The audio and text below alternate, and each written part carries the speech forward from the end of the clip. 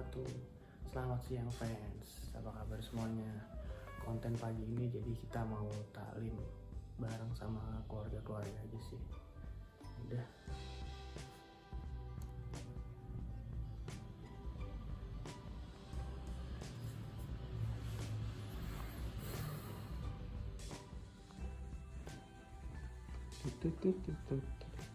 Kasih.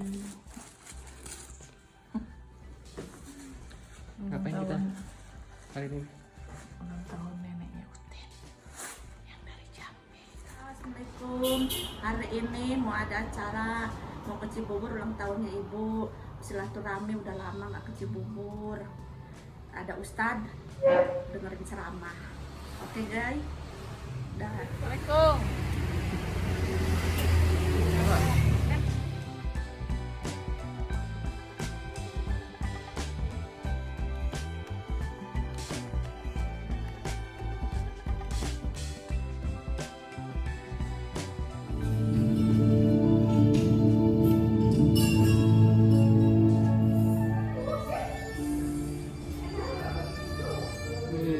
Pisang goreng.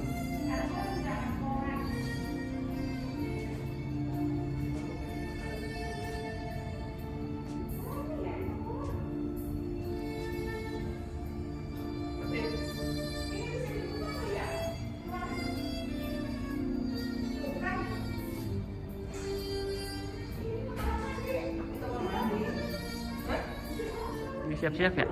Matina? Matina? Lagi siap-siap? Ya, Mi. Siap ya.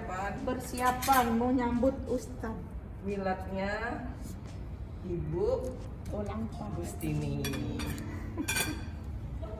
Bisa. Bu. Masuk. Nah, saling mau pakai tuh. Saling dulu nak. Sini. Saling dulu. Ini Rafa, Saling kakek. adiknya, ini Mika, ini Mikaela. Mikaela, wah Mikaela. Nih, mau saling ya?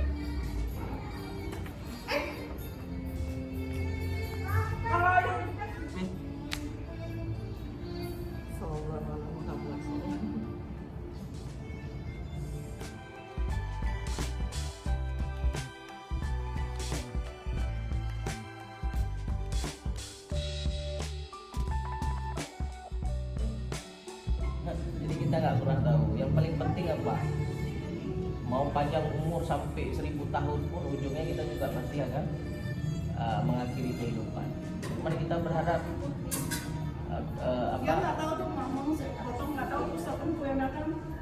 Tengok Pak Rudi, Pak Rudi. Saya mau kejutan aja. Karena ya Corona Resna sudah ya. mau ini. Berdamai dengan Karena memang di luar udah nggak ini lagi. Udahlah, udah kayak berdamai aja sudah memang. Daripada di rumah terus kopi ada nggak bisa mana? cari rezeki. Beliau. Kopi ada. Si Paji. Serba salah rumah negara kita itu, serba salah.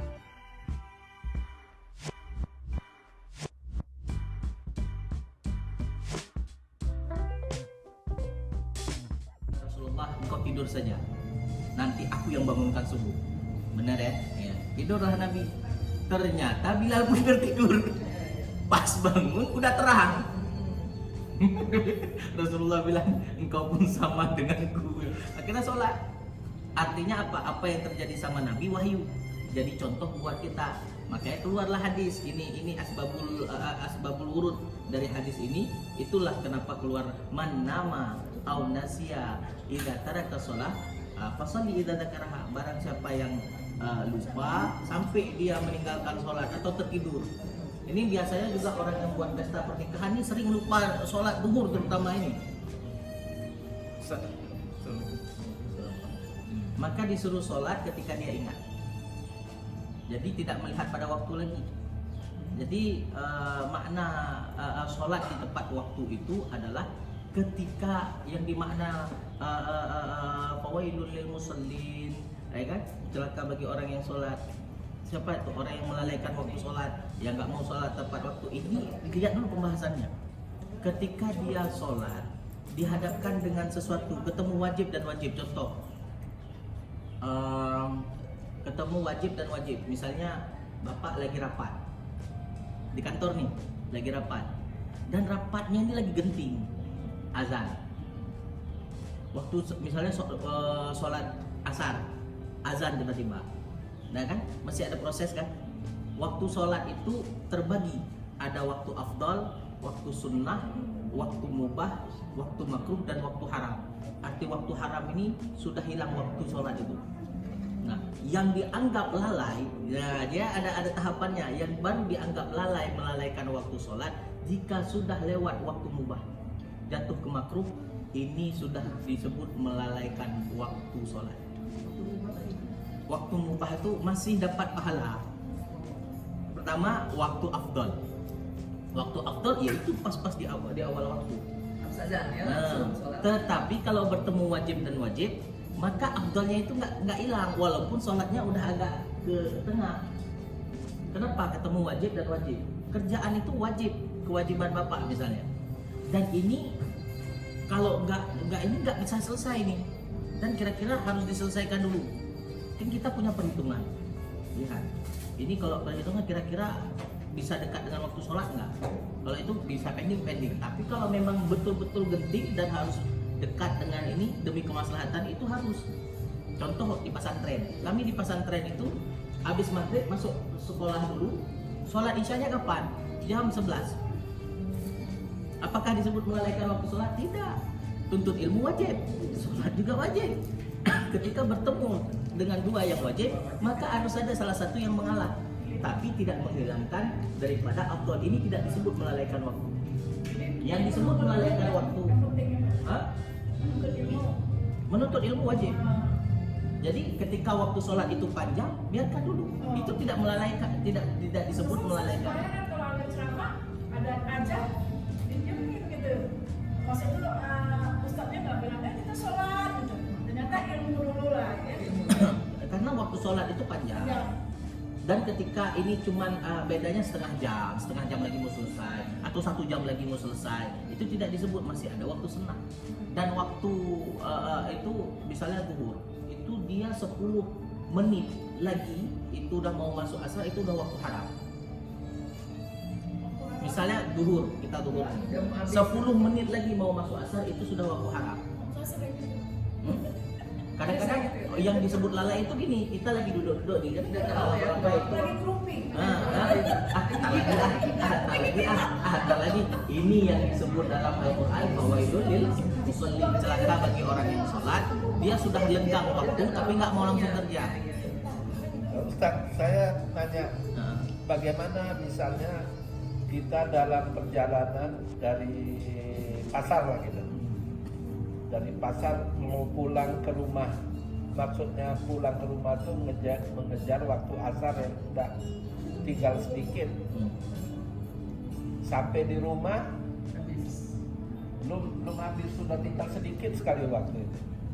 Mengejar waktu perjalanan. Karena perjalanannya itu. Jadi kan lagi-lagi balik kepada perhitungan kita. Ini kalau saya pulang, kira-kira nyampe nggak? Kalau nggak nyampe ya udah sholat di sini. Tapi di sini pakaian saya kotor misalnya, dan nggak ada tempat ganti, itu sudah lain cerita. Pulang sedapatnya di sana. Karena hukum itu ini, Islam itu dia memberikan kemudahan, bukan berarti bisa dimudah-mudahkan. Artinya sesudah kita berusaha, ya mentok juga, ada kemudahan lain. Sholat tuh wajib berdiri. Apakah mutlak berdiri? Enggak. Berarti orang sakit dikasih duduk. Jadi nggak ekstrim hukum Islam ini. Jangan dibilang, nggak boleh. Jangan dulu, lihat dulu. Jangan kita memaknai Al-Quran, jangan kita memaknai hadis hanya secara tekstual. Kita orang awam, kita lihat bagaimana pakar-pakar muhadditsin, mufassirin, orang-orang tafsir, orang-orang hadis itu memaknainya. Ternyata dari satu ayat itu panjang. Dan ketika ada pendapat, maka kita disuruh ambil pendapat yang mu'tamad, yang mu'tabar, yang banyak pegang. Tapi kalau ada yang pegang pendapat sedikit, jangan. Yang penting kamu jangan salahkan saya, dan saya pun tidak menyalahkan kamu. Selesai. Ini misalnya waktu asar akan berakhir pada pukul 5.30 kan? Jadi kita gini, sudah memburu dalam perjalanan, habis pas sampai di rumah habis. sholat terus. Oh langsung ya. Sholat terus. Jadi dia sholat itu tidak kalau sudah begitu itu sudah lain keadaannya. Bukan sengaja kita meninggalkan sholat. Kan saya kepingin sholat. Misalnya di jalan itu kenapa bapak misalnya nggak bisa berhenti di tengah ada masjid misalnya. Ya. Itu adalah cara kita, kaifiat kita. Ini kita bilang darurat lah. Saya harus pulang nih, pakaian saya kotor ini segala macam nggak bisa. Berarti waktu haram itu batal. Kan waktu haram itu berlaku untuk orang yang melalaikan sholat. Sedangkan bagi orang yang punya masyaqqah tidak. Berarti Ustaz kerja dulu waktu yang masuk, misalnya maghrib masuk, kita kerjain maghrib, setelah itu sholat asar. Yang lebih afdal seperti bapak tadi, bapak lebih yakin tadi misalnya ini saya harus pulang, lebih enak sholat di rumah. Udah bapak sholat di situ lihormatil waktu. Arti lihormatil waktu untuk menghormati waktu. Jadi di perjalanan bapak ada apa-apa, ya sholat tadi nggak dituntut lagi sama Allah. Sholat lihormatil waktu ini nggak butuh wudu, Pak. Nggak butuh wudu. Jadi di dalam kendaraan. Dalam kendaraan nggak usah tayamum, nggak usah.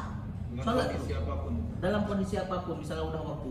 Nah ini kalau orang yang bermazhab Hanafi, beliau pas waktu sholat dulu orang itu. Entar pikir, ini misalnya lagi kerja dia sholat terus, dalam sholat itu dia kerja. Maksudnya dalam kerja itu dia sholat. Dia sholat, Allahu Akbar. Ngomong orang Allahu Akbar, dia isyarah aja. Dia sholat dia dengan isyarahnya dia untuk menghormati waktu ini. Untuk supaya dia tidak kena dalam waktu, tetap dapat keafdalan sholat di awal waktu. Nah ini masalah ikhtiar saja dalam mazhab Imam Syafi'i. Lain lagi kalau ada itu selesaikan dulu tugasmu itu. Contoh ini keadaan kita ada makan dulu apa sholat dulu? Makan dulu. Kenapa disuruh makan dulu? Dia terpikir pada waktu sholat. Karena sholat untuk usaha khusyuk itu lebih utama daripada waktu. Begitu kata Imam Syafi'i. Tapi kalau kita mau mendulukan sholatnya daripada makannya, Gini, jadi dalam syariat ini yang dibilang kan tadi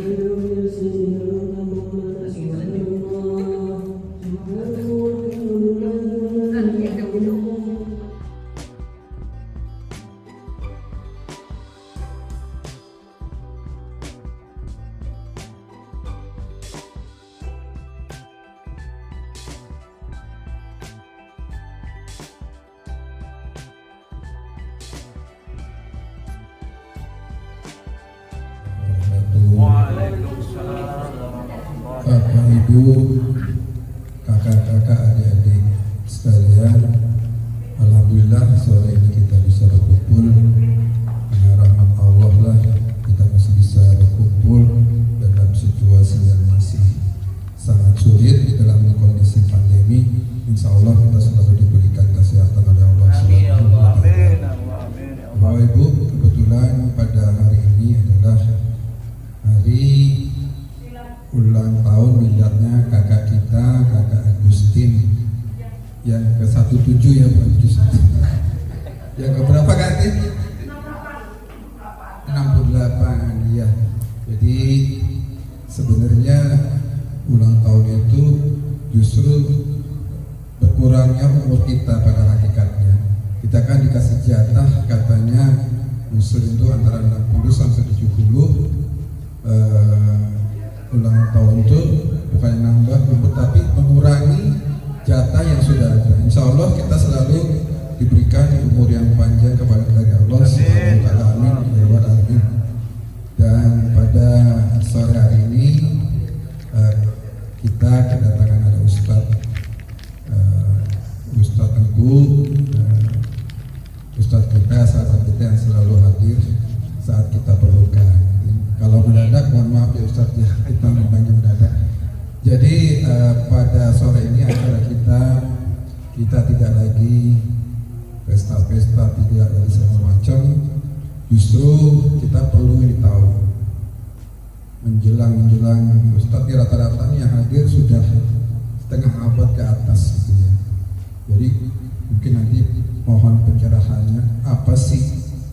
ibadah apa sih, amalan apa sih yang bisa kita kejar di usia kita yang sudah setengah abad lebih. Waktunya tinggal sebentar lagi. Rata-rata 70 katanya umat Muhammad umurnya. Saya 55, saya 15 tahun lagi selesai. Jadi 15 tahun lagi cukup nggak waktu saya untuk menembus yang belakang-belakang ini, Ustaz?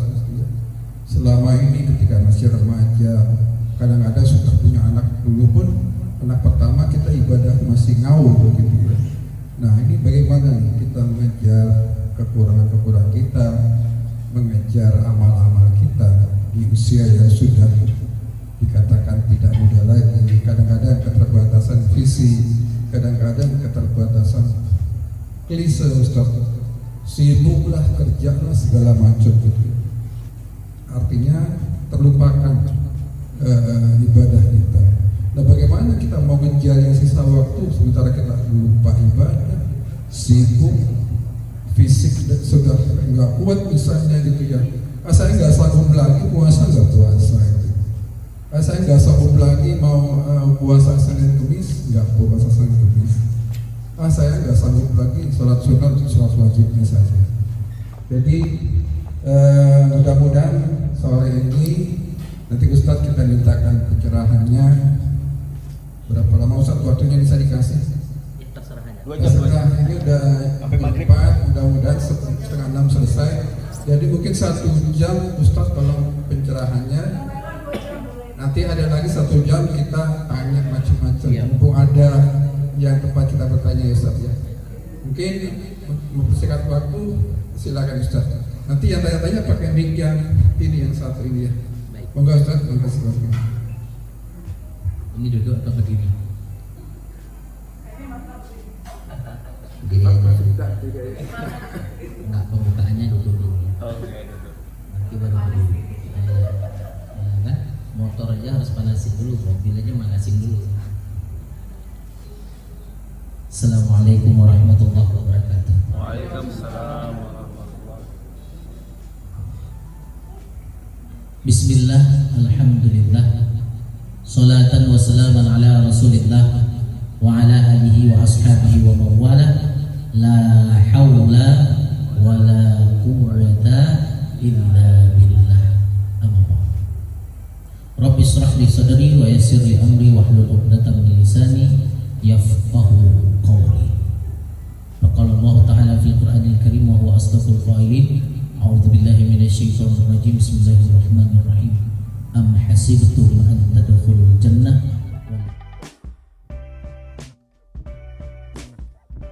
Assalamualaikum warahmatullahi wabarakatuh.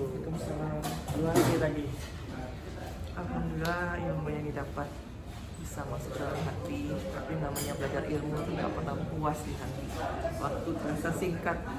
Semangat untuk mengejar ilmu, jangan terpedaya sama dunia, kejar ilmu agama terus sampai kita mati. Oke? Udah. Talim kita hari ini. Talim asar, masya Allah, ustadznya pintar, ustadznya bagus. Isi dari taklimnya juga sangat menghibur. Itu yang penting. Bagaimana ilmu itu sampai diamalkan. Setelah ilmu itu sampai pada kita, siap kita untuk amalkan, maka setelah kita amalkan, siap juga kita untuk menyampaikan kembali. Insya Allah siap amal dan sampaikan. La ilaha illallah. Assalamualaikum.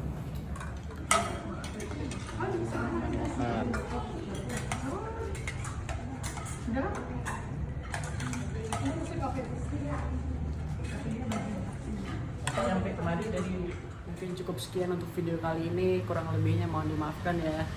Jangan lupa subscribe, like jika suka, komen untuk kritik dan saran. Ya udah, saya Abdul Karim. Assalamualaikum warahmatullahi wabarakatuh.